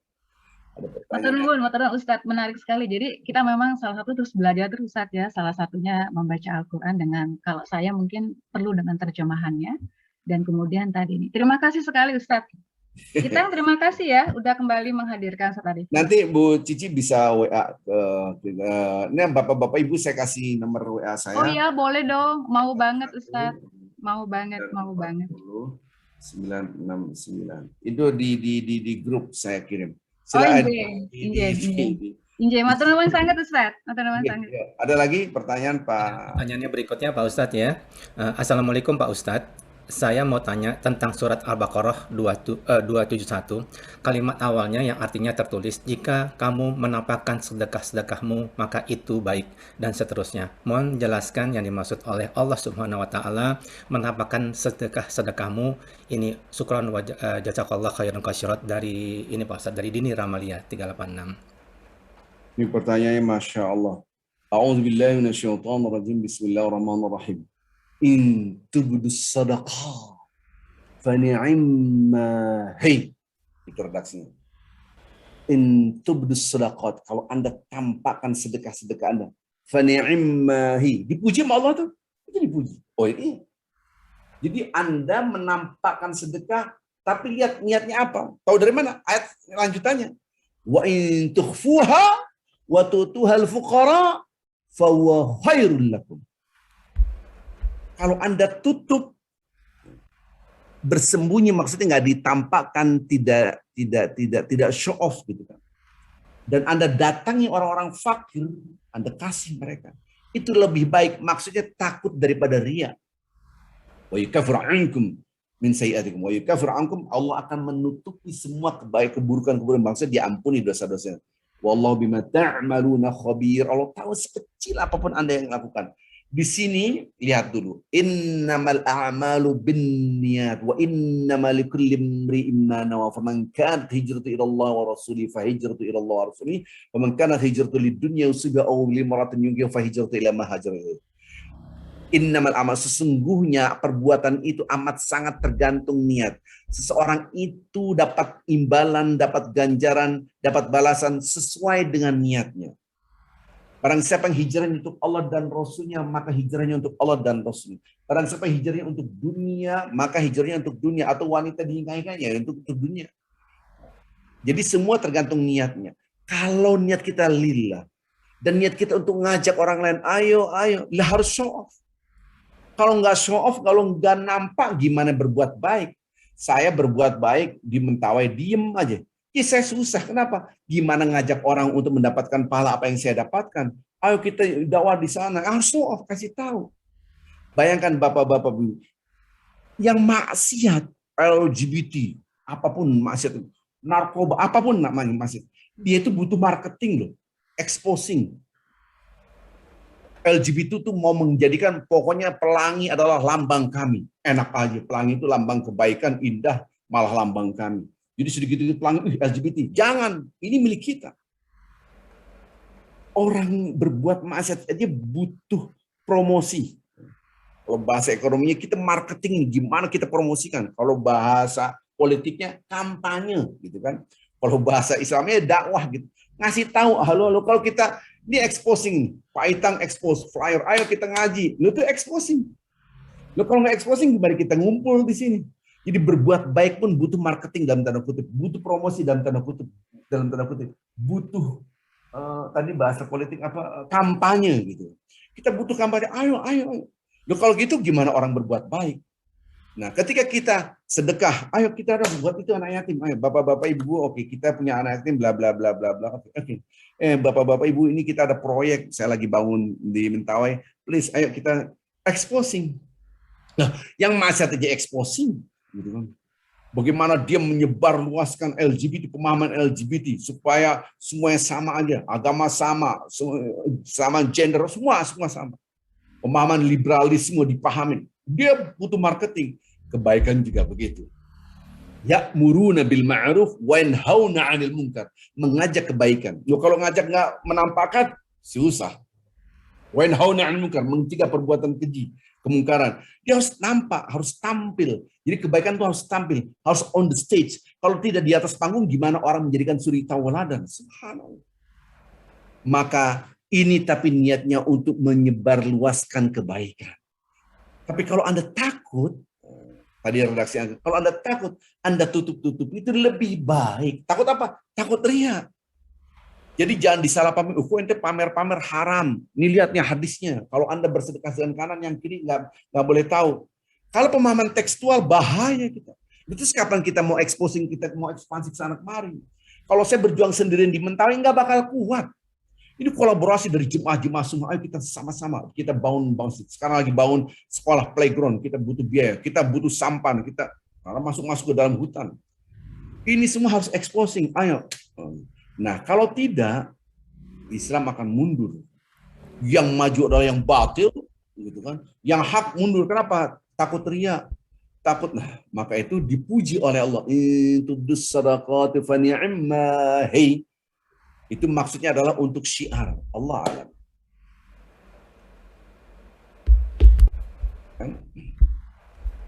Terima kasih Pak Ustadz, terima kasih.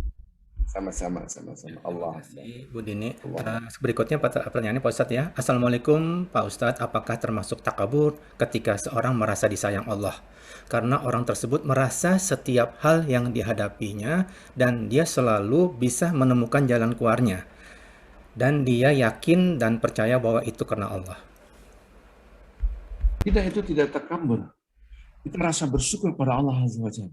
Alhamdulillah ya Allah, Engkau memberikan jalan keluar karena janji Engkau benar. May yattaqillah yaj'al makhraja warzuq min haitsu la yahtasib. Kalau Anda bertakwa, Allah akan kasih jalan keluar dan kasih rezeki di luar dugaan. Unpredictable, nggak bisa diprediksikan. Bertakwa hasilnya adalah jalan keluar dan dikasih rezeki di luar dugaan. Allah. Kita mensyukuri. Kita katakan Masya Allah la quwwata illa billah. Ya Allah, ini semua ketentuan Engkau. Sehingga tidak ada namanya penyakit ain. Ini bahaya. Penyakit yang menyebabkan kita, karena saya. Jangan sampai, karena saya soleh. Enggak boleh. Maka kita bersyukur, ya Allah, semua karena Engkau, ya Allah. Bapak-bapak ibu ini saya ajarin saja. Ini Anda lihat, kan bapak-bapak ibu lagi di rumah. Saya ajarin. Orang meremehkan. Lihat rumah Anda dari ujung ke ujung. Ada anggota keluarga, mau suami, istri, anak-anak. Katakan, lihat nih lagi ngeliat. Masya Allah, tabarakallah, alhamdulillah, hawla wa la quwata illa billah. Ini dari Engkau sudah ketentuan Engkau, ya Allah, alhamdulillah, semua pujian milik Engkau. Ini sudah ketentuan dari Engkau. Bukan karena kehebatan saya pintar, saya punya harta, kehebatan saya canggih, mencari uang. No. Ya Allah, ini semua Engkau yang ngasih, ya Allah, alhamdulillah, ya Allah, alhamdulillah. Ini buah daripada kesalahan saya, insya Allah. Katakan, tapi semua karena Allah, karena la quwata illa billah, atau la hawla wa la quwata illa billah, sama. Ini kata-kata ini menjauhkan dari penyakit ain. Penyakit ain itu orang jadi hasad. Kita hancur dengan nikmat. Penyakit istidraj. Istidraj itu diulur untuk dibetot. Nih orang Betawi keluar nih bahasanya. Diulur dibetot. Maksudnya dikasih nikmat tapi untuk dihancurkan gitu kan. Gitu kan. Diberikan nikmat. Ini nauzubillah. Menjaga aset kita.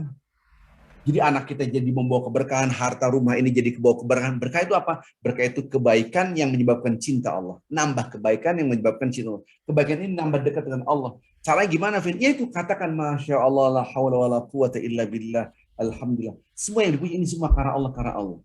Ustaz, kalau kita merasa kebaikan, kemudian gara-gara kebaikan kita akhirnya di jalan keluar, enggak, itu janji Allah, alhamdulillah. Ya Allah, benar apa yang Engkau katakan. Wallahu fi 'aunil 'abdi madamal 'abdu fi 'auni akhi. Allah selalu nolong seorang hamba selama hambanya itu menolong orang lain. Kita nolong orang lain.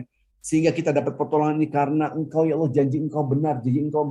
Aku bertakwa padamu, ya Allah, Engkau kasih jalan keluar dan Engkau kasih rezeki ini, janji Engkau benar. Begitu, karena janji Allah, barang siapa yang bertakwa dikasih jalan keluar, dikasih rezeki di luar dugaan. Dibalik. Pak Ustaz, hidup saya susah. Bla bla bla bla bla bla bla. Mungkin karena Anda kikir, mungkin karena kita review. Nah, beranikah kita membedah diri kita sendiri, kesalahan-kesalahan kita itu bedahnya dengan apa? Namanya istighfar. Istighfar itu mengakui kesalahan-kesalahan saya salah apa, ya Allah. Kebanyakan orang istighfar di lisan tapi tidak di hati, tidak memberikan solusi kehidupan. Allah a'lam.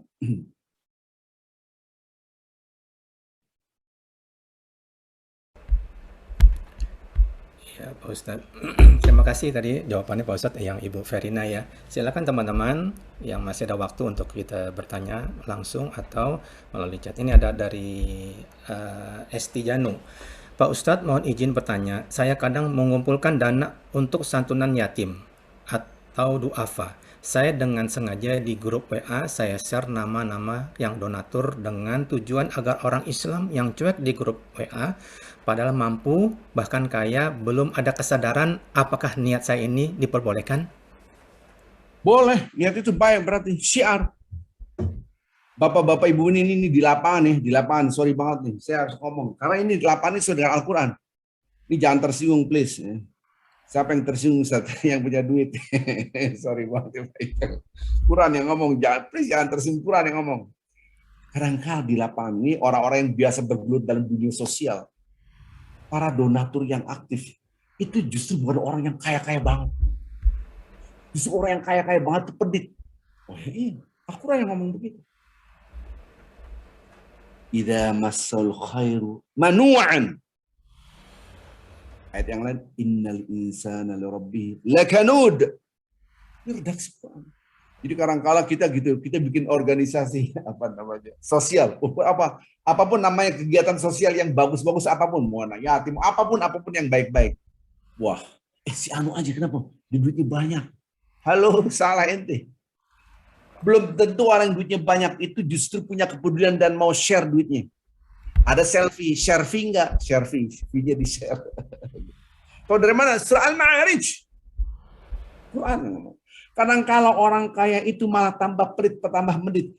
Idza innal insana khuliqa haluan, idza masus syarru jazan wa idza masul khairu manun illal musallin alladzina hum 'ala salatihim daimun. Ini Surah Al-Ma'arij. Orang itu ada dua sifat. Apabila dia mendapatkan kesengsaraan, dia gerutu, ngomel, komplain aja. Kalau dia dapat nikmat, dia punya duit, namanya punya duit kan gitu. Malah medit. Oh iya. Manu'an, malah ditahan. Kenapa? Karena punya duit. Maka ada orang yang semakin punya duit, semakin pelit. Itulah ditunjukkan bahwasanya tidak ada keberkahan dalam hartanya. Bapak-bapak, ibu-ibu yang cinta Allah Subhanahu wa taala ini agak keluar dari konteks kita. Dari konteks kita. Ini mohon maaf, ini keluar, ini saya minta izin ke Pak Itang, saya keluar dari tema kita. Saya kasih ilustrasi. Ada orang sholatnya hadis nih. 60 tahun sholatnya kagak diterima. 60 tahun sholatnya kagak diterima. Kebayang nggak sih? Dia meninggal dunia di hadapan Allah, sholatnya nggak diterima. Kira-kira dia komplain nggak? Komplain dia. Ya Allah, saya sholatnya 60 tahun nggak diterima. Iya. Ngobrol dong. Oh kayak gini kan gimana lagi? Aneh nggak mungkin ke dunia. Kira-kira gitu. Loh kalau Allah nggak ngasih tahu kan kejam banget. Dan itu mustahil bagi Allah. Mustahil, Allah itu maha sayang. Anda amal-amal ibadah kita. Betul, taqabbalallahu minna wa minkum. Ini keluar dari tema ya. Semoga Allah menerima semua amal ibadah kita. Betul, hanya Allah yang tahu. Tapi Allah masa ia nggak ngasih tahu bosnya ada yang salah dalam sholat kita, dalam ibadah kita. Mesti ngasih tahu. HP ini bapak-bapak ibu-ibu yang mencipta pinter banget. Dia lowbat berapa persen? Di HP saya ini tinggal 42%. Nanti lama-lama 20% tek ngasih tahu. Naik mobil juga begitu, naik mobil. Ini sudah dikit lagi nih. Harus masuk SPBU. Dia kasih tahu. Loh kalau ini nggak ada indikator bosnya HP kita mau habis baterainya ataupun bahan bakar kita udah mau habis. Nanti pas di tengah tol, jalan tol habis. Nggak ngobrol, kejam banget yang bikin mobil. Kasih tahu kan nggak mungkin. Ini pinter yang bikin HP, pinter yang bikin mobil, pinter. Dia ngasih tahu kalau bahan bakar Anda habis. Ataupun dikasih tahu supaya Anda nggak susah. Begitu juga amal ibadah kita, bapak-bapak ibu yang cinta Allah SWT. Amal ibadah kita ini sebetulnya dikasih tahu, diterima apa enggak. Kalau enggak, ketika hadap Allah, tahu-tahu yang enggak diterima, masa kita balik ke dunia? Kejam banget Allah, dan mustahil itu sifat yang tidak mungkin. Subhanallah, maha suci, tidak ada sedikit pun kesalahan bagi Allah. So ngasih tahunya apa? Ini salah satunya bapak-bapak ibu. Salah satunya karakter orang yang sholatnya tidak diterima adalah dia kikir. Ketika dia mendapatkan nikmat kaya, semakin kikir, dia pelit. Ya, sedekah cuma 1 juta doang, padahal uangnya miliaran. Ada orang yang punya pas-pasan, dia malah 2 juta mungkin duitnya, keluarin. Tahu dari mana? Al-Quran, dikasih tahu. Allah nggak mungkin nggak ngasih tahu, nggak mungkin. Anda sholat tapi gampang baper. gampang marah. Halo, ini indikasi saya katakan indikasi soal Anda tidak diterima atau dari mana? Ini ya Al-Quran soal Ma'arij. Manusia itu gampang berkeruh kesah, ngomel, marah, kecuali orang yang sholat dan sholatnya terus menerus. Maka ketika orang Anda baper karena Anda bukan merendahkan sayap Anda, tapi mengepakkan sayap Anda di siapa saya, dikit tersinggung marah, maka dia tersiksa. Nggak usah nunggu neraka, nunggu mati, udah kelihatan nerakanya. Dikit-dikit marah, dikit-dikit komplain. Di dalam rumah tangga ribut. Suami istri ribut, yang di sono ya, di sini mah enggak ya. Di sini enggak ada, memang di sini jauh-jauh semua ke Zoom. Yang di sono gitu kan. Ribut apa enaknya nih? Ini indikasi isyarat dari Allah, message dari Allah, pesan dari Allah, tapi pesannya Android message, yaitu pesan yang tidak terbaca. Redaksi Al-Quran jelas sekali, orang yang semakin punya harta kadang-kadang dia semakin pelit. Wala yahsabanna alladziina yabkhuluna bima atahumullahu min fadli huwa khairan lahum bal huwa syarrul lahum. Jangan sampai Anda kira orang-orang punya harta banyak dikasih oleh Allah, dikasih Allah kemudian dia pelit, itu bagus baginya. Itu adalah beban yang sangat buruk, sengsara dia nanti di akhirat. Ini surat Ali Imran, surat yang ketiga ayat 180. Mengerikan, dia bakhil. Apalagi redaksi surat At-Taubah surat 9 ayat 35, ngeri lagi. Yauma yuhma 'alaiha fi nari jahannam jibahum wa junubum wa 'ala wa zuhuruhum. Nanti pada hari kiamat itu namanya harta jadi api. Laksana emas dan perak itu jadi lebur, jadi api, distrika nih. Jidatnya, jidat, dahi. Ini Betawi banget jidat. Dahinya distrika, lambungnya distrika, punggungnya distrika. Ibarat fotokopi itu bolak-balik, semua dibakar kanan kiri, bolak-balik. Hadza ma kanaztum li anfusikum. Inilah harta yang Anda tumbuk-tumbuk untuk diri Anda sendiri, bukan untuk berbagi. Fadzuqu ma kuntum taknizun. Rasakan buah daripada harta yang Anda simpan-simpan. Berarti orang-orang kaya, ya orang-orang kaya, ya taubat. Maka itu redaksi Al-Quran, kecuali orang yang sholat. Orang yang sholat dia nggak kikir. Sholatnya benar nggak kikir. Dia ngeliat dia kecil, bantu. Nah, Anda untuk menegur ini pakai nama, pakai apa? Niat kita untuk menegur orang yang punya kaya. Biasa orang kaya gini ngomongnya, lagi nggak ada duit, nggak bisa sedekah. Saya bikin flyernya. Saya udah bikin flyernya. Itu mengatakan demikian, padahal dia harta berlimpah gitu. Allahu Akbar. Dia punya ini Pak Ustadz, saya nggak bisa nyumbang gitu. Padahal waktu itu cuma 50.000 rupiah. Padahal Masya Allah, dipunyain, oh ya nggak apa-apa Bu, lagi nggak ada duit, lagi susah. 50.000 untuk apa? Quran. Itu waktu itu. Sekarang ini program yang dulu banget. It's okay gitu. Padahal hartanya Allah. Inilah gambaran orang-orang nanti harta itu balik lagi buat dirinya. Iya, buat lagi apa? Menjadi api neraka. Surat Taubat ayat 35. Surat An-Nisa 180 tadi yang surah Al Imran. Yang surat Taubat. Surat Taubat itu hadza ma kanaztum li anfusikum. Inilah harta yang Anda simpan. Maka kita menggugah dengan cara ud'u ila sabili rabbika bil hikmah, ajak jalan ke jalan Allah dengan cara bijak. Salah satu itu sah-sah saja, sah karena niat Anda untuk mengajak. Namanya syiar. Allah alam. Terima kasih Pak Ustadz atas penjelasan Pak Ustadznya. Silakan teman-teman, masih ada yang bertanya? Assalamualaikum Ustadz, Itang saya mau tanya. Silakan. Iya, Assalamualaikum Ustadz. Saya mau menanyakan mengenai soal hadis yang bunyinya gini nih Ustadz. Janganlah kamu marah, bagimu surga. Mungkin ini agak menyimpang ya dari materi yang sedang Ustadz berikan. Cuman tadi kan ada sedikit Ustadz nanti mengenai masalah marah gitu. Nah, yang ingin saya tanyakan sebenarnya apa sih inti dari hadis yang bunyinya janganlah kamu marah bagimu surga. Begitu Ustadz. Ustadz. Bapak Ibu yang cinta Allah SWT, ini bukan di luar tema, ini malah inti daripada tema itu sendiri. Ini keren, ini pertanyaan ini keren, ini intinya keren banget. Kenapa saya katakan orang yang menunjukkan sayapnya siapa saya itu dia gampang marah. Orang yang menahan amarah, dia orang yang tawadhu. Tidak gampang tersinggung. It's okay. Walakal jannah.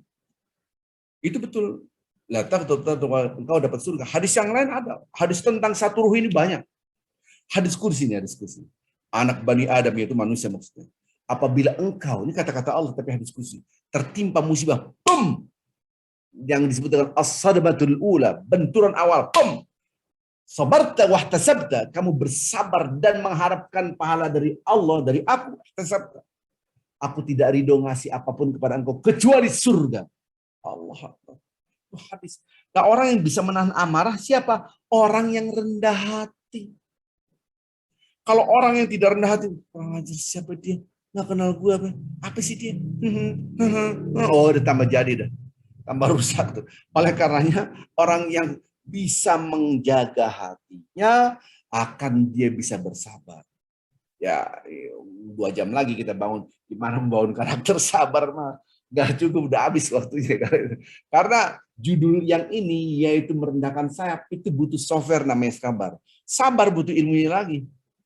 Kalau tadi kan yang saya terangkan, ayo kita rendah hati, titik gitu.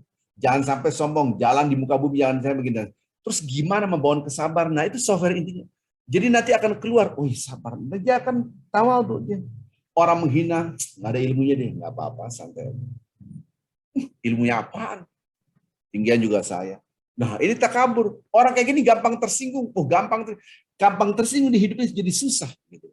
Allah alam. Kalau kondisinya gini nih Ustadz misalnya ya, ini mungkin juga satu cobaan juga ya buat si orang tersebut ya. Misalnya ada si orang ini punya supir gitu ya. Nah terus supir ini berbuat sesuatu yang katakanlah kata-katanya sebenarnya nggak sopan lah gitu loh ya, nggak sopan.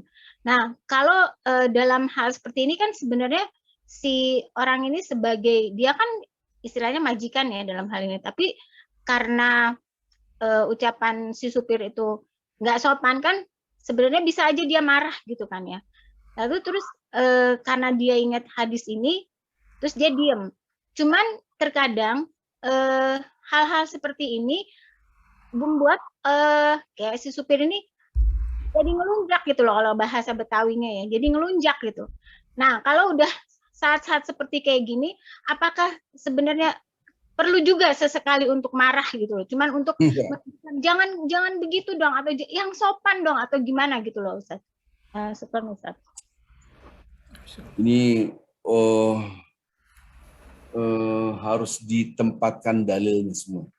3134 3134 itu surah Al-Imran 134. 133-nya wasari'u ila maghfiratin min rabbikum wa jannah ardha samawati wal ardu 'iddat lil muttaqin alladzina yunfiquna fis sarra'i wad dharra'i wal kadhimina al ghaidha wal 'afina 'anil nas wallahu yuhibbul muhsinin. Bersegeralah Anda minta ampunan kepada Allah yang mana surganya itu langit dan bumi.